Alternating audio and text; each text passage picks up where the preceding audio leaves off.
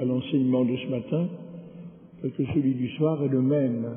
On m'a demandé de dédoubler, de faire un enseignement ce matin avant la messe de 11h et de faire le même avant la messe de 19h, parce qu'en principe, les publics ne sont pas les mêmes.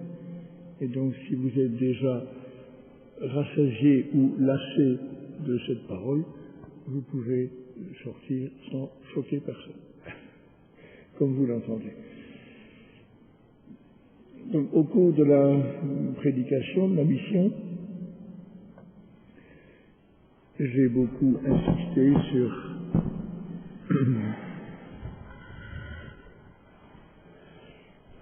sur celui qui nous porte dans la mission, celui sans lequel nous ne serions que les missionnaires de nous-mêmes, ce qui n'est pas très intéressant, livrés simplement de tout tempérament, décidés ou hésitants, optimistes ou plutôt pessimistes, entreprenants ou plutôt passifs. Mais dans la mission chrétienne, le plus important, en deçà et au-delà du missionnaire, c'est celui qui l'envoie. Et nous avons le bonheur d'être en mission, animés par l'Esprit Saint, celui qui fut répandu à la Pentecôte, mais qui fut répandu aussi en nos cœurs lors de notre baptême, de notre confirmation, et qui nous inspire, nous insuffle toujours dans la prière et dans la réception des sacrements. Et nous sommes portés par Jésus ressuscité en personne. C'est lui qui nous envoie. Nous sommes greffés sur sa vie à lui depuis notre baptême. Nous nourrissons de sa vie dans l'Eucharistie. Et nous pouvons toujours donc nous appuyer sur lui quand nous sommes en mission. Ou quand nous prenons des engagements. Vous avez été invité à prendre un engagement. Il vous en était proposé toute une série dans le fascicule accompagnant la mission. Il y en avait pour tous les goûts et pour tous les tempéraments. Certains ont même déposé un billet là avec l'engagement qu'ils prenaient. Et tout à l'heure, après la prière universelle à la messe, nous redirons ensemble la prière de la mission qui nous envoie. Et je voulais terminer la prédication de cette retraite par deux textes, puisque j'ai pris le parti de laisser surtout parler la parole de Dieu, plutôt que de parler de mes petites idées qui n'ont pas grand intérêt, mais laisser parler la parole de Dieu. Et j'ai choisi deux exemples qui peuvent nous soutenir dans notre mise en route, notre engagement. C'est un passage tout d'abord des Actes des Apôtres. Les Actes des Apôtres sont un livre splendide, dont on lit beaucoup de passages au cours du temps pascal. C'est la lecture continue aux messes de semaine et même le dimanche du temps pascal. Et c'est un livre qui a un aspect historique. Il rapporte les premiers développements de l'Église dans la foulée de l'événement de la Pentecôte. Mais au-delà de l'aspect historique, il est en quelque sorte la norme jusqu'à la fin des temps de toute vie de l'Église et de tout engagement chrétien. On a toujours à s'inspirer des actes. C'est pas comme de l'histoire habituelle qui est, on peut dire que c'est dépassé, c'est fini, ça appartient au passé. Il y a un aspect historique, il est vrai en ce sens-là, mais c'est surtout le livre-programme inspirateur de toute mission chrétienne jusqu'à la fin des temps. Et il faut toujours y revenir. Alors j'ai pris un passage où vous voyez à l'œuvre l'audace des apôtres, pourtant des hommes, comme le dira le texte lui-même, dans la bouche des autorités religieuses d'Israël, des hommes sans grande culture, mais qui sont revêtus d'une audace, habités par une force intérieure qui ne vient pas d'eux, qui vient de plus loin. J'ai pris un passage qu'on trouve au chapitre 4e des Actes des Apôtres.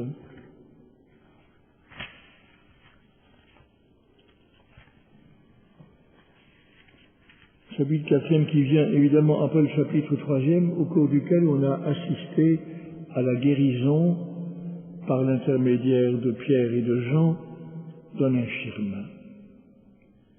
On apprend plus loin qu'il avait 40 ans et qu'il était infirme depuis toujours. Et il était toujours assis au même endroit, près du temple, dans le même geste de mendier pour pouvoir vivre, passif. Et quand il voit, au chapitre 3e, quand il voit Pierre et Jean passer, il sait probablement que ce sont les apôtres, des apôtres de Jésus. Il a entendu parler d'eux et il tend la main espérant recevoir une bonne aumône et Pierre lui dit, de l'or et de l'argent, je n'en ai pas, mais ce que j'ai, je te le donne. Au nom de Jésus-Christ, lève-toi et marche. Et voilà que cet homme se met debout, à la stupéfaction de tous ceux qui le connaissent depuis des années et des années, paralysé. Ça suscite beaucoup d'émotions.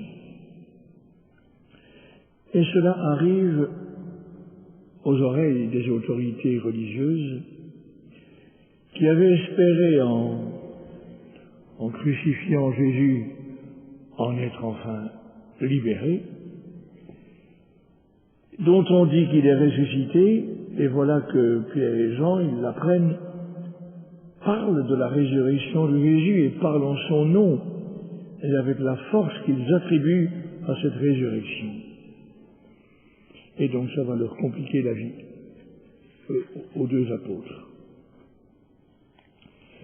Ils sont encore en train de parler au peuple lorsque on va intervenir auprès d'eux pour les faire taire. Chapitre 4. Je commence au verset 1er. Comme Pierre et Jean parlaient encore au peuple, à qui ils ont annoncé le kérigme, le même kérigme qu'on a entendu la Pentecôte, on le trouve 6 fois dans les Actes des Apôtres, à peu près toujours la même formulation, le même thème central. Jésus, prophète accrédité par Dieu, qui annonçait le royaume de Dieu tout proche, qui parlait de Dieu comme de son Père à lui d'une manière unique. Qu'a-t-on fait de lui?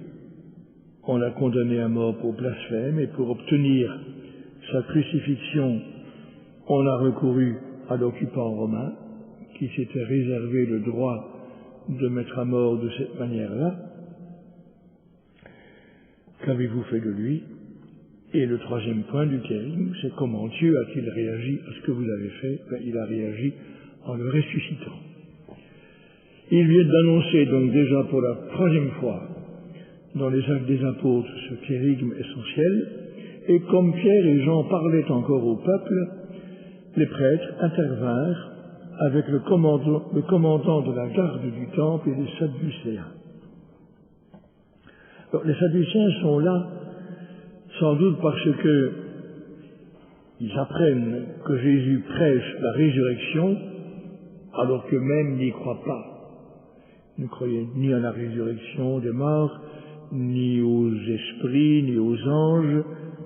Et vous vous souvenez que c'est eux qui posent à Jésus un piège avec cette histoire rocambolesque d'une femme qui a épousé un de 7 frères. Son mari meurt sans lui avoir donné d'enfant, et successivement, les 7, suivant la loi de Moïse, doivent susciter une postérité à leurs frères décédés. Les 7 l'ont successivement pour femme. Après quoi, et on le comprend, La femme mourut aussi à son tour, après ces 7 mariages consécutifs, et le piège dressé à Jésus par les Sadducéens, mais qui est de basse teneur, c'est de dire, à la résurrection, puisque tu crois à la résurrection, de qui va-t-elle être la femme, puisque les 7 n'ont eu pour épouse? Et Jésus les invite à ne pas vouloir transposer, sans plus, littéralement, dans la vie éternelle, la condition humaine d'ici-bas. Bon, c'est pour ça qu'ils sont là probablement. Ils ne pouvaient souffrir de les voir enseigner leur doctrine au peuple et annoncer dans la personne de Jésus la résurrection. Ils les firent arrêter et mettre au cachot jusqu'au lendemain, car il était déjà tard. Or, beaucoup de ceux qui avaient entendu la parole devinrent croyants. À ne compter que les hommes, il y avait environ 5000 âmes.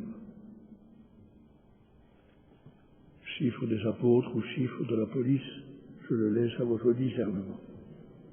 Le lendemain, il y eut une réunion des chefs du peuple, des anciens et des scribes à Jérusalem.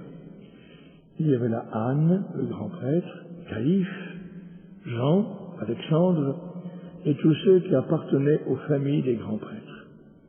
Firent comparaître Pierre et Jean et se mirent à les interroger.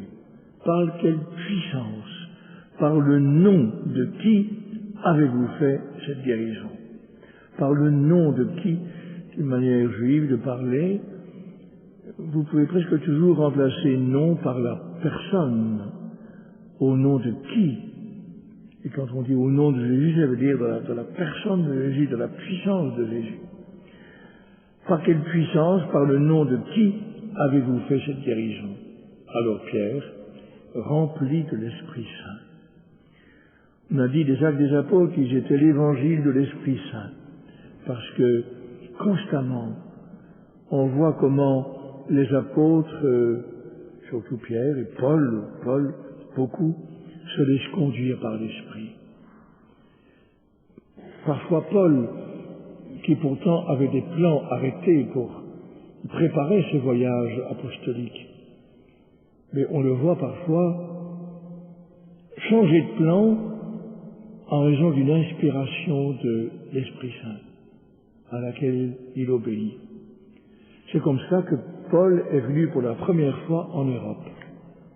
La première fois qu'on a annoncé l'Évangile en Europe, en tout cas par Paul, c'était la suite d'un songe. C'est pendant la nuit, Paul a eu une vision, il s'apprêtait à continuer d'évangéliser en Turquie, en Asie mineure, et voilà que lui apparaît pendant la nuit un Macédonien qui lui dit « Viens à notre secours ». Paul interprète aussitôt ce songe comme une invitation à aller en Macédoine. Et donc il abandonne son projet, il va à Troas, et là il prend le bateau jusqu'à l'île de Samothrace, et de Samothrace il va à Néapolis, et là il accoste en Macédoine, et à pied ou à dos de mulet, il arrive à Philippe, qui est la ville la plus importante de ce district de l'Empire romain. Et c'est là qu'il va au bord il y avait beaucoup de choses. Le nom ancien de Philippe, c'était source au pluriel. Il rencontre au bord d'une rivière, il rencontre quelques femmes juives. Il n'y avait pas de synagogue apparemment, donc elles se rendent prier là, et Paul leur parle. Et il y en a une d'entre elles, Lydie, dont le cœur est touché par la parole de Paul. Mais tout ça parce que Paul a obéi à l'Esprit Saint. Alors Pierre, rempli de l'Esprit Saint, leur déclare, chef du peuple et ancien, nous sommes interrogés aujourd'hui pour avoir fait du bien à un infirme. Et l'on nous demande comment cet homme a été sauvé. Sachez-le donc, vous tous, ainsi que tout le peuple d'Israël. C'est grâce au nom de Jésus, c'est grâce à la personne de Jésus. le crucifié par vous, ressuscité par Dieu, c'est grâce à lui que cet homme se trouve là devant vous, guéri. Un témoignage hardi, plein de force, tranquille. Si cet homme est maintenant là, debout, marchant allègrement, c'est à cause de Jésus que vous avez crucifié, mais que Dieu a ressuscité. C'est grâce à lui que cet homme se trouve là devant vous, guéri. Ce Jésus, citation d'un psaume, il est la pierre que vous aviez rejetée, 117 si j'ai bon souvenir, il est la pierre que vous avez rejetée, vous les bâtisseurs, comme s'il était de vil prix, pas bonne pour la construction. Il est la pierre que vous avez rejetée, vous les bâtisseurs, et il est devenu la pierre d'angle, et en dehors de lui, il n'y a pas de salut. Et son nom, sa personne, donné aux hommes, est le seul qui puisse nous sauver. Affirmation centrale, témoignage qui va au cœur des choses. Il n'y a pas de salut à trouver ailleurs qu'en Jésus-Christ. Et si les êtres humains font leur salut en dehors de l'espace visible de l'Église, ce sera quand même toujours dans la personne de Jésus, qu'ils aient été auparavant athées, agnostiques, bouddhistes, musulmans, juifs ou chrétiens. Et son nom donné aux hommes est le seul qui puisse nous sauver. Ils étaient surpris en voyant l'assurance de Pierre et de Jean, et en constatant que c'étaient des hommes quelconques et sans instruction. Et ils reconnaissaient en eux des compagnons de Jésus. Et ils regardaient debout près d'eux l'homme qui avait été guéri, et ne trouvaient rien à dire contre eux. C'est impressionnant. Donc ces gens qui sont très hostiles aux apôtres, à leur prédication, ils sont surpris de voir la puissance qui les habite, la paressia, l'audace qui les habite, et qui ne peut pas venir de leur culture, de leur formation. Ce sont des gens quelconques. Ils étaient des pécheurs, un métier honnête, mais enfin qui ne les avaient pas introduits dans les hautes sphères de la culture. Ils étaient impressionnés. Et après leur avoir ordonné de quitter la salle du conseil, ils se mirent à délibérer. Qu'allons-nous faire de ces gens-là? Certes, un miracle notoire a été opéré par eux. C'est évident pour tous les habitants de Jérusalem. Et nous ne pouvons pas le nier. C'était manifeste, éclatant. Mais comme vous savez, même un miracle éclatant ne suffit pas pour convaincre quelqu'un.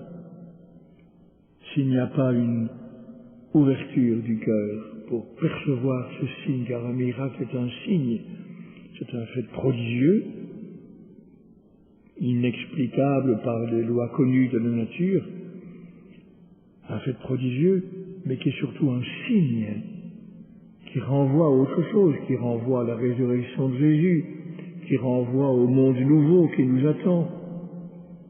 Et pour percevoir le signe au-delà du fait, du prodige, il faut une ouverture de cœur qui est absente ici. Et pourtant nous ne pouvons pas le nier, mais il faut en limiter les conséquences dans le peuple. Nous allons donc les menacer pour qu'ils ne prononcent plus ce nom devant personne. Le nom de Jésus, ils ne doivent plus le prononcer. Et il y a une puissance dans le nom de Jésus. C'est d'ailleurs un des plus beaux noms qui soit. Même sur le plan de la sonorité, dans beaucoup de langues, c'est un très beau nom, Yeshua. Jésus, Jesus, Jésus, Jesus. C'est un nom qui nous enchante. C'est le nom de l'unique, du bien-aimé. Il y a une force dans le nom de Jésus.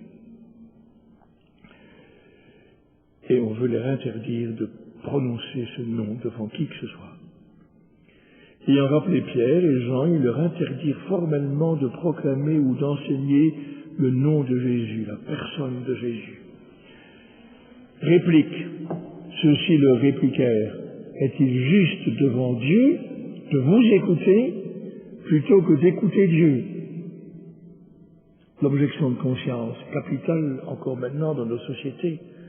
Il nous faut, même si nous respectons les lois légitimes, nous sommes appelés parfois à faire objection de conscience, quel que soit le prix que ça puisse nous coûter. À vous de juger. Faut-il écouter Dieu d'abord ou vous?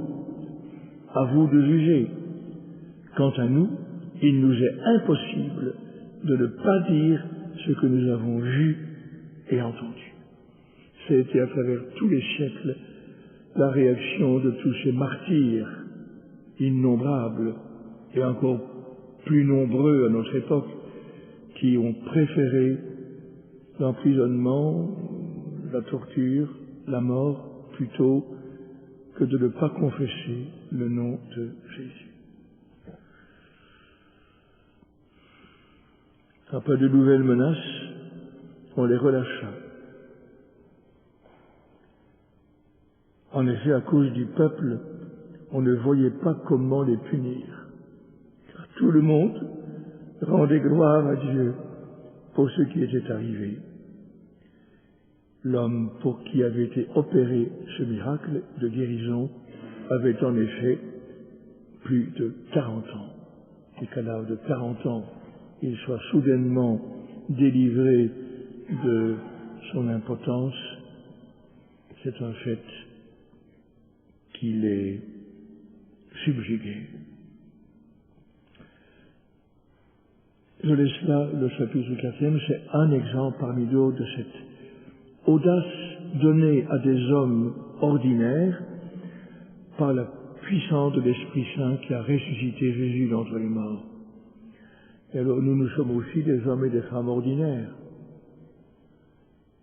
Et même si vous avez des titres, même si vous êtes docteur en ceci ou en ça, on reste toujours fondamentalement des hommes ordinaires avec nos limites et nos faiblesses. Eh bien, nous aussi, nous sommes capables, malgré ce que nous sommes, au-delà de ce que nous sommes, d'être témoins, à la condition de nous laisser inspirer par cet esprit-là et par cette puissance de Jésus ressuscité. C'est pas une question de tempérament, c'est pas une question d'éloquence, c'est pas une question de force morale.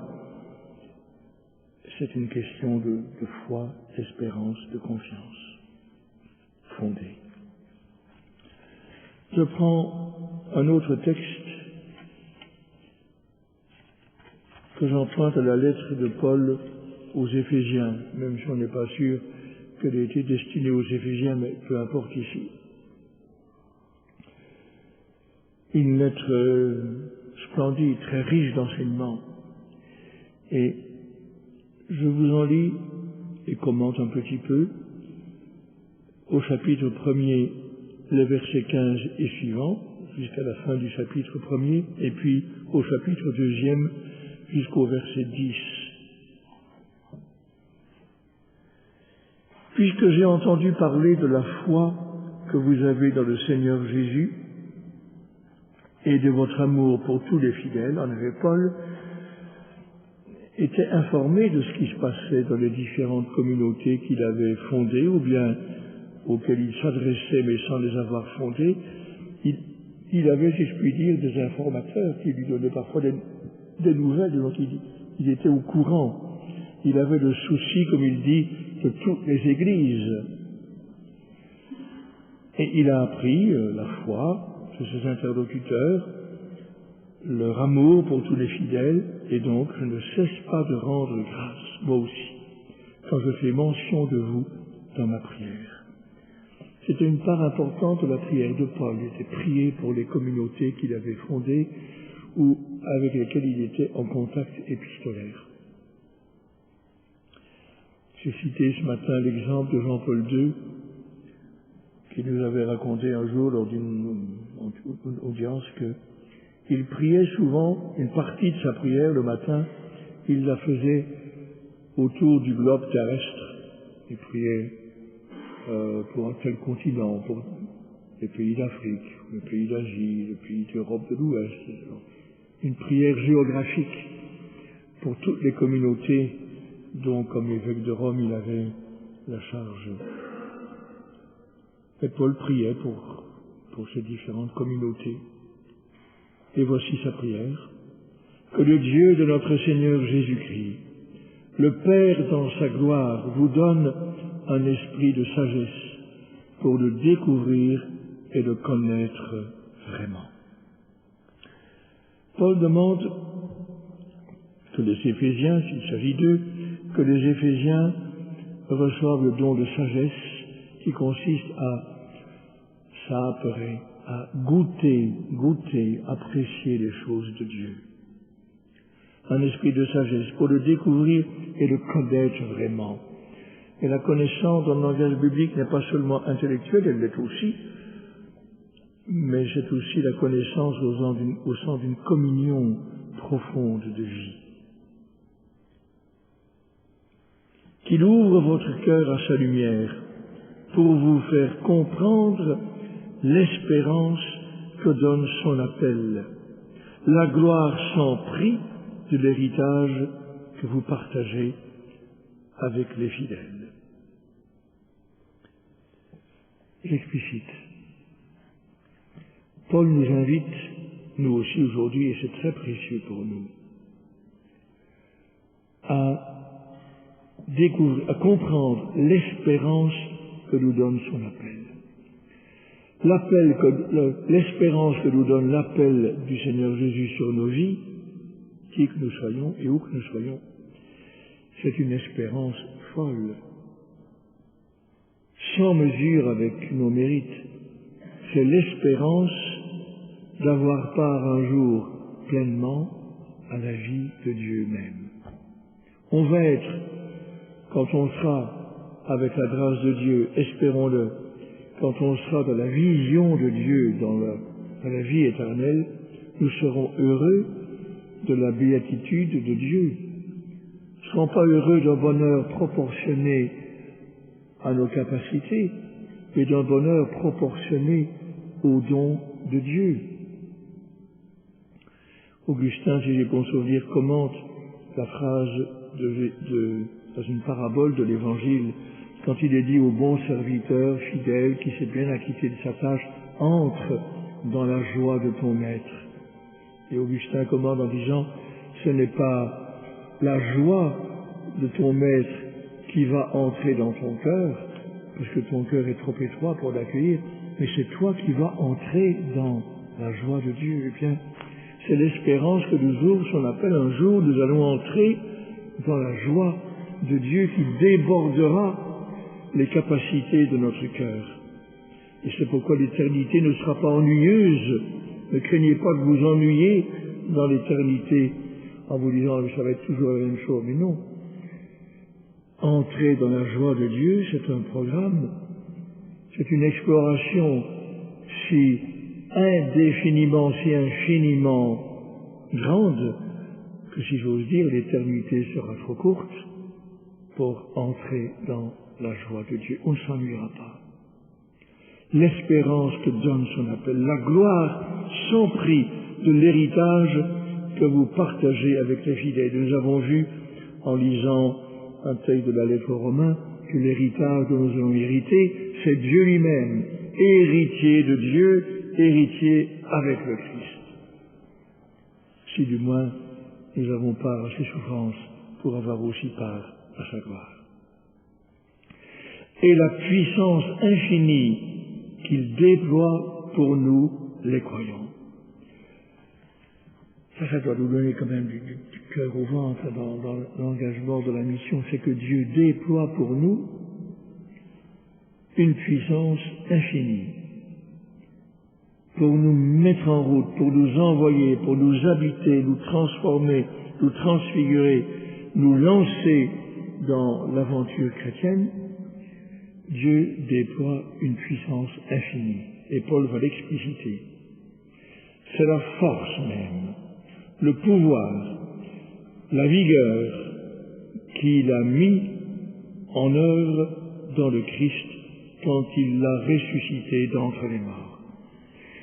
Paul emploie 4 mêmes mots. Il y a dynamis, il y a ischus, la force, il y a la force, la vigueur, enfin ça ne me revient pas maintenant, mais plusieurs mots pour souligner la puissance que Dieu déploie en nous. La force, le pouvoir, la vigueur qu'il a mis en œuvre dans le Christ quand il l'a ressuscité d'entre les morts et qu'il l'a fait asseoir à sa droite dans les cieux. Donc pour Paul, pour ressusciter Jésus d'entre les morts, pour faire que là où il y avait un cadavre inerte, il y ait ensuite, au 3e jour, le tombeau vide et encore glorieux, qui n'est plus soumis à la mort comme le nôtre, impérissable, car une fois ressuscité des morts, comme dit Paul aux Romains, le Christ ne meurt plus, sur lui la mort n'a plus aucun pouvoir. Mais pour réaliser cette merveille, Dieu a déployé une puissance qui n'est pas de ce monde, et par rapport à laquelle les puissances les plus fortes de ce monde sont dérisoires, elles sont dans notre ordre, elles sont incommensurables.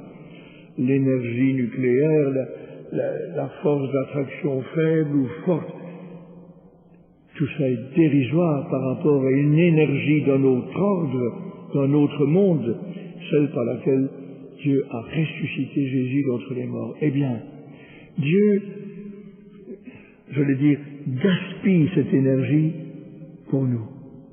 La même énergie qu'il a déployée en ressuscitant Jésus d'entre les morts, il l'a déployée pour toi lors de ton baptême. Il l'a déployée pour toi lors de ta confirmation. Il la déploie chaque fois que tu reçois la Sainte Eucharistie. C'est la même énergie qui circule en toi. Ça fait penser au mot un peu naïf, mais c'est comme ça qu'il parlait à ces paysans d'Ars, la formule du curé d'Ars disant « Ah, mes enfants, si on savait ce que c'est que de communier, on mourrait de bonheur. On passerait aussitôt à la vie éternelle. On mourrait de bonheur tellement c'est grand. » L'énergie qui habite l'Eucharistie, l'énergie qui habite la parole de Dieu et qui a créé le monde, cette énergie est sans comparaison avec les petites énergies quelconques, qu'il y a même les plus fortes qui sont sur la planète. Et Dieu déploie ça en nous. C'est la force, le pouvoir, la vigueur qu'il a mise en œuvre dans le Christ quand il l'a ressuscité d'entre les morts et qu'il l'a fait asseoir à sa droite dans les cieux. Il l'a établi au-dessus de toutes les puissances et de tous les êtres qui nous dominent. Et les êtres qui nous dominent, il y en a de 2 sortes. Il y a les bons anges qui veillent sur nous et il y a les démons maléfiques qui nous dominent aussi ou qui cherchent à nous dominer. Eh bien, le Christ est au-dessus de tout cela, au-dessus de tout cela. Qu'il s'agisse des archanges, des anges, des trônes, des vertus, des dominations, des puissants, des chérubins, des séraphins, ou qu'il s'agisse de tous les degrés de démons, il est au-dessus de tout ça.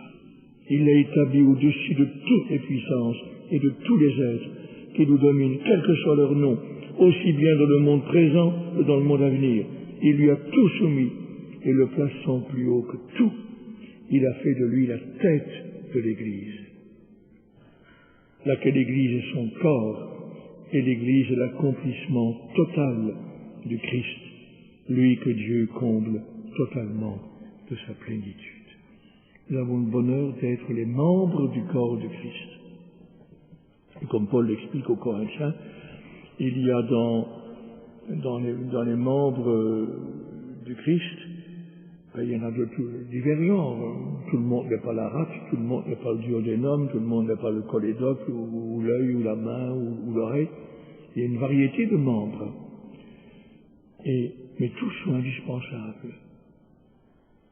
Le pied ne peut pas dire à la main, puisque je ne suis pas la main, je ne fais pas partie du corps. Non, tout le monde, même les membres les moins glorieux, les plus triviaux, qui servent à l'évacuation, à la vidange, même ceux-là, ils sont honorés.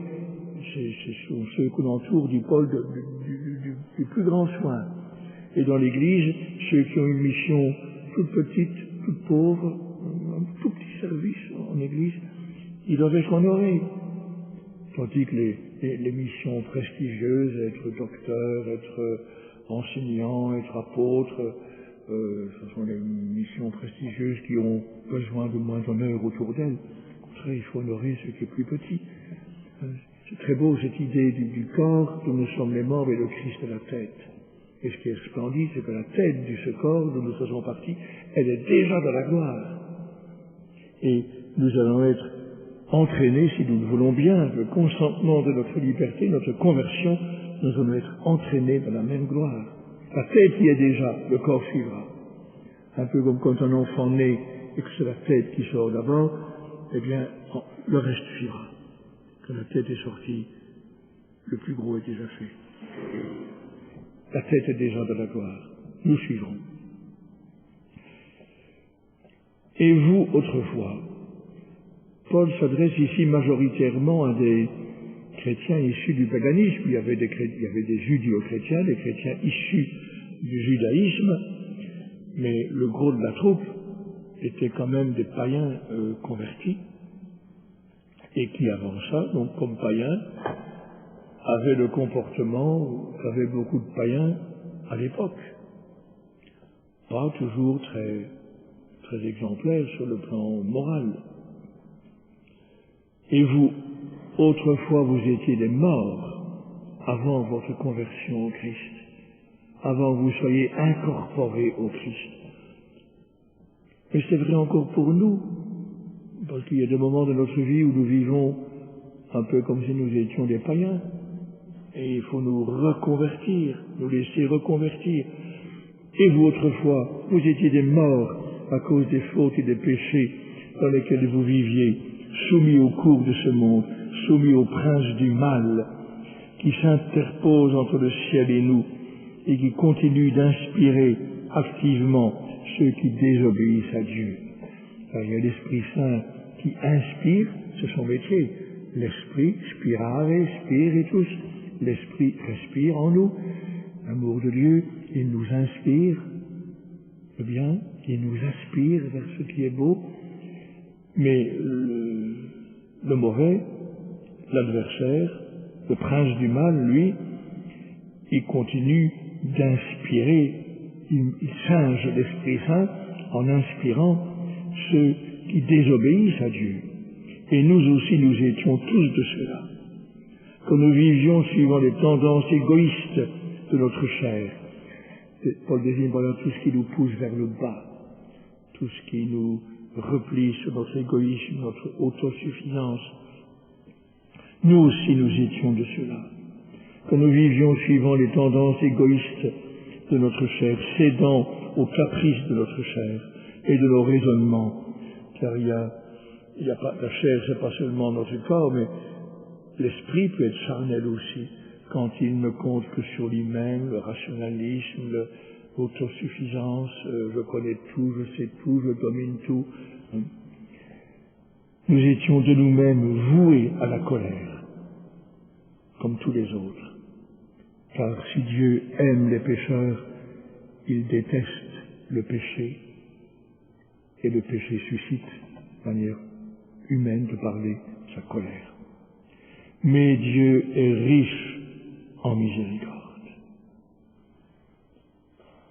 Ce splendide mot, plus beau d'ailleurs en latin qu'en grec, eleos, la compassion, la pitié, que nous retrouvons dans Kyrie eleison, prends pitié de nous. Le mot latin et français est si beau, miséricorde, le cœur, cor cordis, le cœur de Dieu qui accueille notre misère, pour nous en libérer, pour la transfigurer. Dieu qui est riche en miséricorde, à cause du grand amour dont il nous a aimés. C'était le thème de la retraite. Aimé de Dieu, à cause du grand amour dont il nous a aimés. On a même traduit en latin propter nimiam caritatem, à cause d'un amour en quelque sorte excessif, un petit peu évoqué dans le verset 16 du chapitre 3 de Saint Jean. Dieu a tant aimé le monde, tant aimé le monde, qu'il a donné, abandonné en quelque sorte, donné son Fils, son unique, à cause du grand amour dont il nous a aimés. Nous qui étions des morts par suite de nos fautes, il nous a fait revivre avec le Christ. C'est bien par grâce que vous êtes sauvés. Tout ce texte est un puissant secours et réconfort pour notre vie chrétienne et pour notre mission, notre engagement de chrétiens dans le monde. Même nos misères et nos fautes, confiées au beau moulin de la miséricorde, vont faire une farine précieuse pour la vie de l'Église. Etiam peccata, comme disait Augustin, même les péchés confiés à la miséricorde deviennent un lieu de grâce. Ça ne les justifie pas, et ça signifie que Dieu, par sa miséricorde, fait servir au dessein de sa grâce même nos misères et nos fautes. Donc Paul s'emballe. Avec lui, il nous a ressuscités. Avec lui, il nous a fait régner aux cieux. On est encore sur cette terre, mais Paul est tellement habité par cette conviction que nous sommes portés par la miséricorde de Dieu qu'il conjugue déjà pour nous la résurrection au passé, comme un état pour lequel nous serions. Avec lui, il nous a ressuscités. Avec lui, il nous a fait régner aux cieux dans le Christ Jésus. Par sa bonté pour nous, dans le Christ Jésus, il voulait montrer au long des âges futurs la richesse infinie de sa grâce.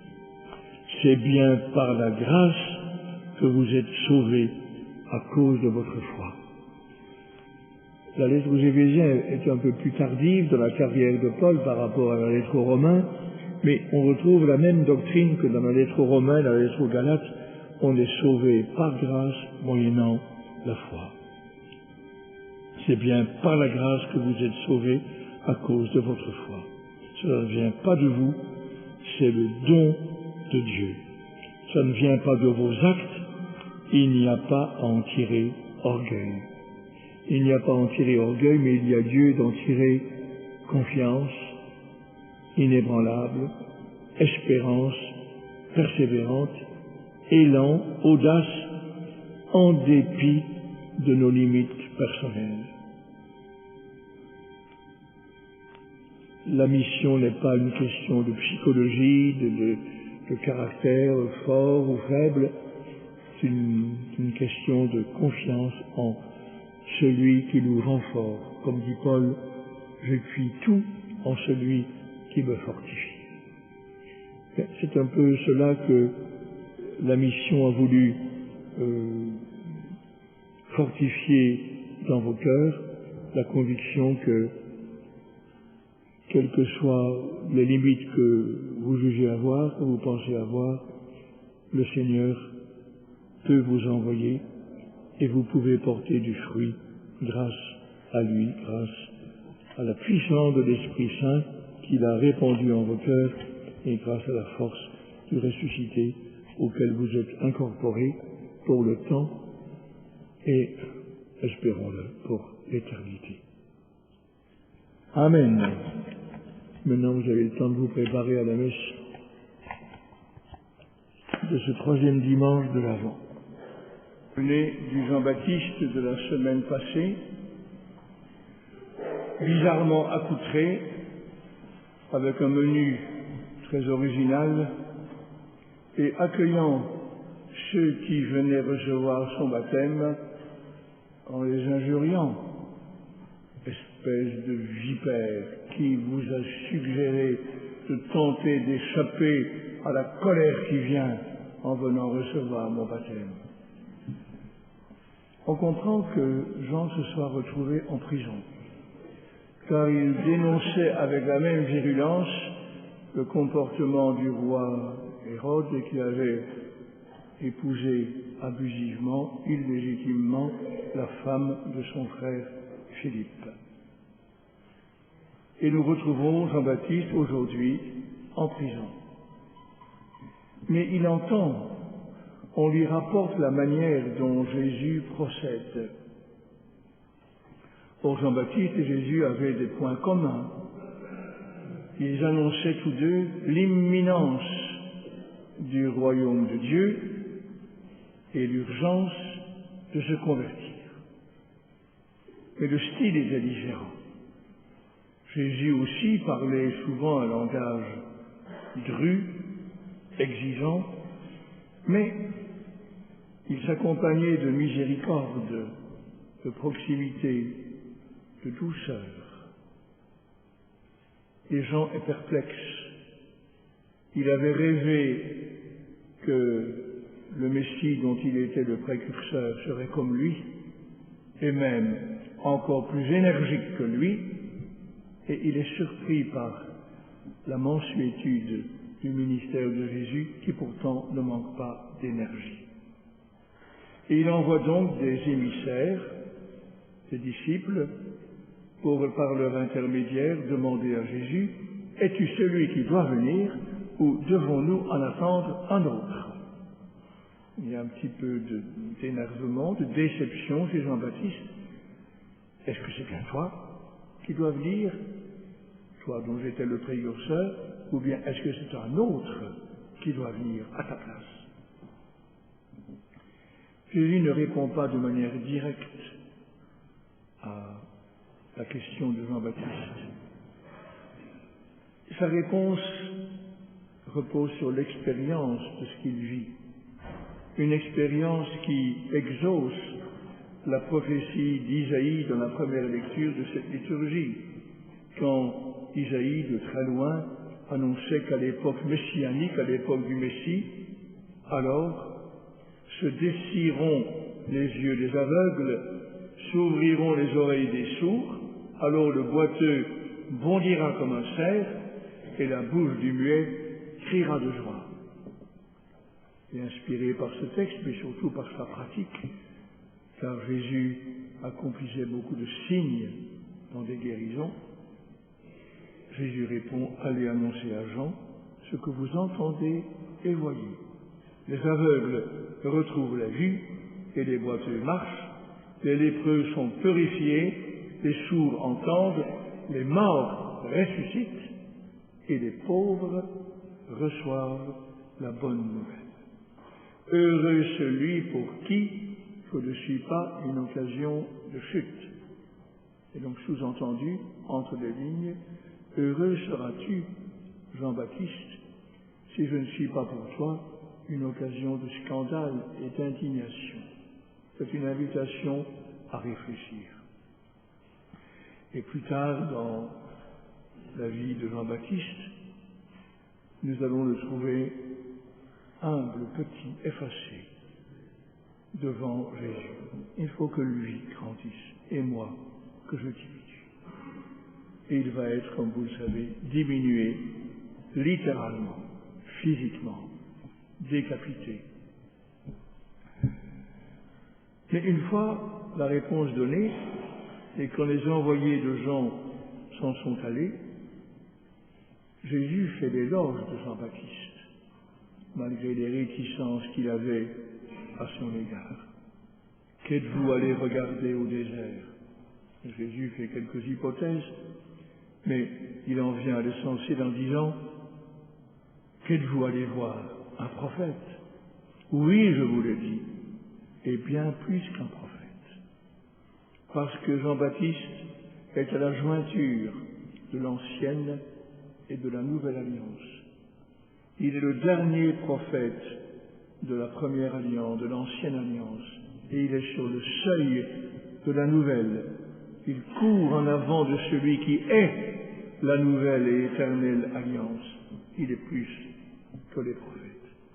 Car c'est de lui qu'il est écrit: voici que j'envoie mon messager en avant de toi pour préparer le chemin devant toi. Et plus fort encore, amen, je vous le dis. Parmi ceux qui sont nés d'une femme, c'est le cas de la majorité d'entre nous, je suppose, parmi ceux qui sont nés d'une femme, personne ne s'est levé de plus grand que Jean le Baptiste. Il est le plus grand des enfants des hommes et des enfants de la femme. Et cependant, il est le plus petit dans le royaume des cieux. Le plus petit dans le royaume des cieux est plus grand que lui. Il est encore sur le seuil de la nouvelle alliance. Il n'est pas encore dedans. Marie élevait la parfaite jointure entre l'ancienne et la nouvelle alliance. Elle appartient aux deux, mais elle est éminemment de la nouvelle alliance. Et donc Jésus déclare: le plus petit dans le royaume des cieux est plus grand que Jean-Baptiste. C'est un encouragement pour nous, même si nous n'avons pas l'ardeur prophétique de Jean-Baptiste, même si nous n'avons pas son talent oratoire un peu brutal, nous pouvons porter un fruit qu'il n'a pas pu porter. Le plus petit dans le royaume des cieux est plus grand que lui. C'est un encouragement, et en ce dimanche, réjouissez-vous, gaudete.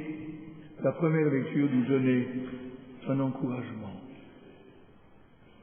Fortifiez les mains défaillantes, affermissez les genoux qui fléchissent, dites aux gens qui s'affolent: soyez forts, ne craignez pas. Un message de joie au milieu des épreuves, de paix au milieu des choses qui nous troublent, d'espérance au milieu de ce qui nous décourage. Les raisons de se décourager ne manquent pas, mais le Seigneur veut nous donner un courage au-delà de l'épreuve. Soyez forts, ne craignez pas, voici votre Dieu. Fortifiez les mains défaillantes, affermissez les genoux qui fléchissent, dites aux gens qui s'affolent: ne craignez pas. C'est un temps d'espérance que le temps de l'Avent, mais c'est aussi un temps de patience. À chaque Eucharistie, après la consécration, nous nous tournons vers Jésus ressuscité, comme on le fait au bout de l'Apocalypse, quand l'Esprit et l'Épouse, l'Esprit et l'Église, l'Esprit et Marie se tournent vers Jésus ressuscité et lui disent: viens. Après chaque consécration, nous nous tournons vers lui en lui disant: viens, Seigneur Jésus. Et il répond dans l'Apocalypse: je viens bientôt. Bientôt. Mais son bientôt n'est pas nécessairement notre bientôt, puisque, comme dit l'Écriture, pour lui, 1000 ans sont comme un jour. Mais nous avons quand même l'audace d'espérer que son bientôt sera aussi notre bientôt. Et que peut-être nous aurons le bonheur, après les épreuves inévitables, nous aurons le bonheur de vivre cette venue du Seigneur. Et si ce n'est pas pour nous, ce sera pour les suivants. Et de toute manière, il vient chaque jour nous rejoindre spécialement quand nous célébrons l'Eucharistie. Patience donc. Vous voyez le cultivateur. Il attend les fruits précieux de la terre avec patience. Il ne va pas tirer sur les pousses de blé ou d'avoine ou d'orge ou de seigle pour que ça pousse plus vite. Il attend que ça porte son fruit, jusqu'à ce qu'il ait fait la récolte précoce et la seconde récolte tardive. Prenez patience, vous aussi, et tenez ferme, car la venue du Seigneur, de toute manière, est proche. Depuis Pâques, nous sommes par définition dans les derniers temps. Même si chronologiquement, la venue du Seigneur est peut-être plus tard que notre génération, mais elle est proche, elle est spirituellement proche. Et donc, prenez patience, vous aussi et surtout, tenez ferme. Car, comme dit un psaume, la joie du Seigneur est notre rempart. Amen. Rien. Et que beaucoup d'évêques se ralliaient à l'arianisme par opportunisme politique. Athanas s'est battu. Il a été exilé 5 fois de son diocèse. C'est arrivé à peu d'évêques dans l'histoire. Et la dernière fois, il est mort d'épuisement. Mais que d'autres évêques, que d'autres théologiens, prêtres laïcs, ont donné leur vie pour être fidèles au concile de Nicée. Certains ont été bannis, exilés, tués. On a coupé les mains à certains ou la langue à certains pour les faire taire. Donc derrière ces quelques paroles que nous allons dire, il y a la souffrance, le témoignage, la prière de nos pères dans la foi qui ont lutté pour que nous puissions confesser la foi de Jésus, la foi du Nouveau Testament en Jésus.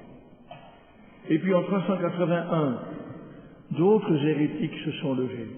Dans les années 370, 380, se sont levés, qui disaient, eux, que l'Esprit Saint n'est pas vraiment Dieu.